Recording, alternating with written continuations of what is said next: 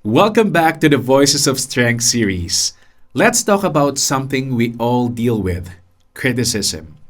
Walang masarap na feeling kapag may nagsabing mali ka. Pero criticism, if handled right, can be one of your greatest teachers. Sa recording booth, laging may feedback. Ulitin mo, kulang sa emosyon, medyo flat. At first, nakakainis. Pero habang tumatagal, na-realize ko, feedback refines me.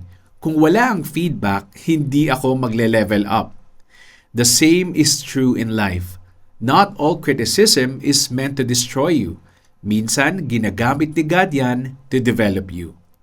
Ang key ay ito. Learn to separate the message from the tone.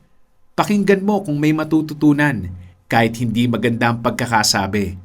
Kasi minsan, ang growth ay dumadaan sa hindi komportableng paraan. Proverbs 27:6 says, "Wounds from a friend can be trusted.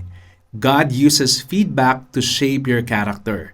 And grace helps you respond, not react."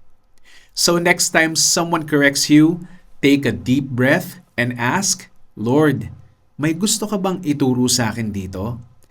Let grace guide your response, because maturity isn't measured by how loud you speak, but how well you listen.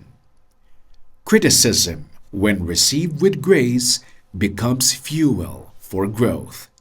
See you and God bless.